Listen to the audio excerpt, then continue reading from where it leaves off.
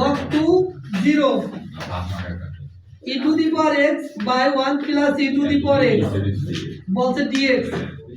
শোনো এই অধ্যায়ের অঙ্ক কিন্তু জটিল, কথা বললেই কিছু বুঝবো না, বুঝছো? আচ্ছা এদিকে এবার খেয়াল করো, এখানে লিমিট দেওয়া আছে, প্রত্যেকটা অঙ্কই হলো জেড ধরে নিতে হবে, বুঝছো? আচ্ছা আগে আমরা ধরে নেওয়ার কাজ করি। লেট জেড সমান নিচে যা আছে তাই,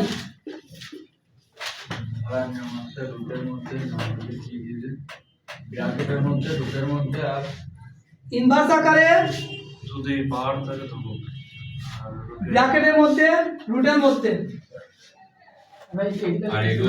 এখানে দেখো ওইটা হলো আগের অধ্যায়ের ম্যাথ, আর এইটা হলো মনে করো পরের অধ্যায়। এই অধ্যায়ে ওই অধ্যায়ে লিমিট ছিল না, আর এই অধ্যায়ে কি আছে? লিমিট আছে। হ্যাঁ ধরার নিয়মটা একই, কিন্তু মনে করো যে ওই এখানে বিষয়টা হলো যে ভাই ইনভার্স না, সূত্রর ব্যাপারটা দেখতে হবে যে এই e to the power x dx আমি সূত্র ফেলালে আনতে তো হবে, বিষয়টা বুঝতে পারছো? এই দেখো z কে ডিফাইন করলে dz বাই dx, 1 কে ডিফাইন করলে 0, e to the power x কে ডিফাইন করলে e to the power x, dz যদি রেখে দিই এই e to dx e to the power x এর সাথে গুণ হয়ে গেল, বুঝছো? তার মানে এইটুকুর মান কি পেয়ে গেলাম? dz পেয়ে গেলাম। এখন কথা হলো এখন লিমিট ধরে নিতে হবে। কি ধরতে হবে?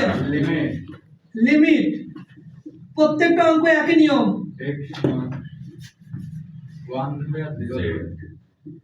সব সময় প্রত্যেকটা অঙ্কে লিমিটের অঙ্কে প্রত্যেকটা অঙ্কে x লিখে দুইটা x লিখে স্পেস দিবা, দুইটা z লিখে স্পেস দিবা, মনে যাও থাকে। খুবই মজার ব্যাপার। দেখো এদিকে খেয়াল করো, প্রথম x এর মান হলো আপার লিমিট, কি বললাম? দ্বিতীয় x এর মান লোয়ার লিমিট।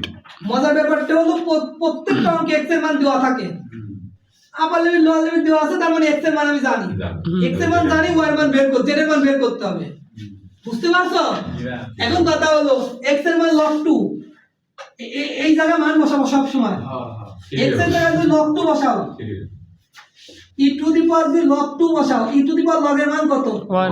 তাহলে 2 আর ওই 1 এ কত হয়? 3। এর পরবর্তীতে এই e to the power x এর জায়গায় এখন কি বসাবা? 0। x এর জায়গায় তো 0 বসাও, কোনো কিছুর পর 0 মানে কত? 1। রাফ করে মনে করে মান বের করে রাখবা। এবার দেখো, এবার একটু সময় মনোযোগ দাও। ইন্টিগ্রেশন প্লাস 1 হবে না, 2 হবে। আরে ভাই ও হ্যাঁ থ্যাংক ইউ।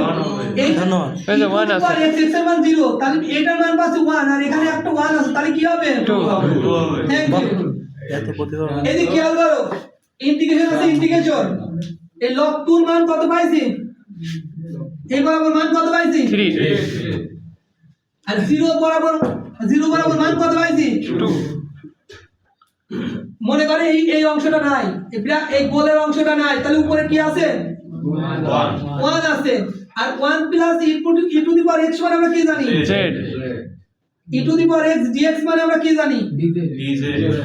dz জানি। একটু আগে শিখায় আসলাম না, ইন্টিগ্রেশন 1/x dx মানে হলো log x, তাহলে ইন্টিগ্রেশন 1/z dz মানে কি? log z। তাহলে থাকবে না কোন স্কয়ার আপার লিমিট, থাকবে না মাথা লোয়ার লিমিট, থাকবে না 3 আর 2 z এর মান না? 3 আর 2 তে z এর মান, তাহলে log 3 নিচেরটা বসানো হবে মাইনাস log 2। তো এখন কথা হলো ওই log এর ক্ষেত্রে এই যে আমরা একটা সূত্র জানতাম, log m minus log n মানে কি?